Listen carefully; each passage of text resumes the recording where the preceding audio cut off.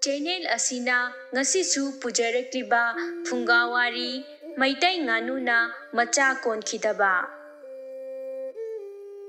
Thaina mamangai nongmagi numit amada laining thau sorarel na layam khibika loinana korong nongdo lairebakta phaminaduna wa tanaba matam amada layam singi mafamda sorarel na wafam ama hairami.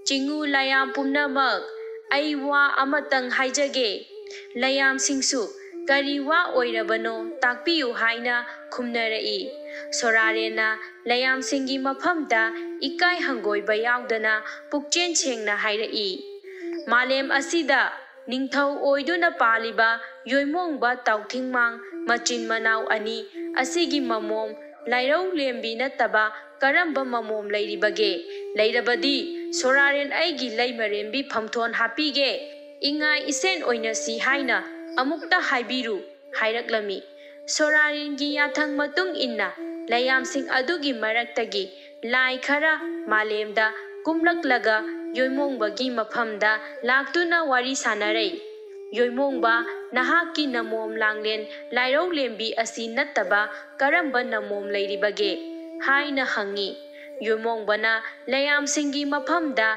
karigi nakhoina aigi icha leibra hanglibano haina hangki layamna karigumba nahaki nachanupi lairau rembigi manau atombiga lairabadi laining thau sorarena laimarembi phamthol hapige ingai isen oinasi hairai haina tamlami yoimongbana magidi machanupi ani sudabanina munna wakhan tauraga machanupi atombi menu safabi kaubi ama lei laining thau sorarena ichanupi bu laimarembi phamthon hapninglaba ingai isen oinasi hairabadi ngasidagi numit mangani suba numitta mankat matik chana puraga lau ichanupi luhongduna mahaki mafamda sinage haina layam singi mafamda haijaki layam singsu yoimongbagi wa tabada harau harau hankiduna laining thau sorarenda pau pumnamak tamkhare paudu hek tabada laining thau sorarensu harau re haina khiba matung inna laining thau sorarena korong numit mangani suba numitta aru ananba phizona leitengladuna mana ngamjaba pot kaya menu safa bigi mangkat oina puraduna layam khibika loinana yoimongbagi mayum konung tamna lakle adubu somdadi yoimongbana machanupi menu kobidi leitabanina laining thau soraren laklaga chopna batare khanduna mahaka luhongba numita setkadaba nupigi phizet mayam ama sechillaga makokta urik shek amadi uchek langmaidong matuna chingba hechillaga menu safa bi saduna sorarenbu lakpa ngaiduna leire laining thau sorarel su mana purakpa mangkat uhai wahai singel lairang pumnamaktu mafam chana chana thanjillaga menu safa bi sariba yoimongbagi manakta changlaktuna yoimongbagi yet thangba nakalda leirere laigi thauram thaudaga loinana makhoi ani luhong khongdongbagi thauram loiraduna sorarengi mayumda thilakpada mana tausinaba khanglakpa tare khanduna yoimongbana thong ama lalakpa matamda thongdagi tasinba malhallaga isingda chongthakre aduga madi iruptuna chatkhraga mayumda leire matam asida laining thau sorarena tauthingmangi mafamda tauthingmang nakhoina nachanupi menu leidi leitana aigi ifamda lei haijinbani haujik ai loina khangne hairei tauthingmangna natte nangna hairibadu lali imom menu leitanabu lei karam haigani leidanabu nangonda piribaduni hairei sorarena nangna hairiba adu achumba oiba tarabadi menudu urik shek amadi langmaidong matu asiga punna tawkhanminar kadabani masidi nangi nayambana sasinabani aduna mana isingda luptuna chatkibana mafam asida phagolaktribani hairei amuksu tauthingmangna sorarengi mafamda mayamba yoimongbana menu sasinaba nate iyambadi turen tengba amagi tauba chatkibadagi yumda halaktri haina hairei.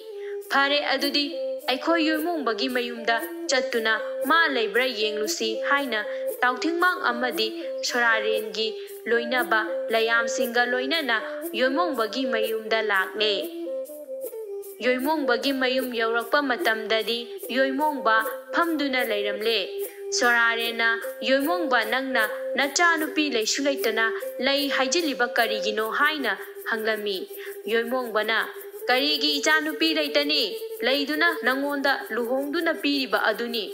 Nakhoina thong lalingaida icha thongdagi isingda takhiduna lukhraga nangna ichagi mothai kannanaba isingda chongthaduna khongul ligedi haidaduna karigi leithokle haina hairei.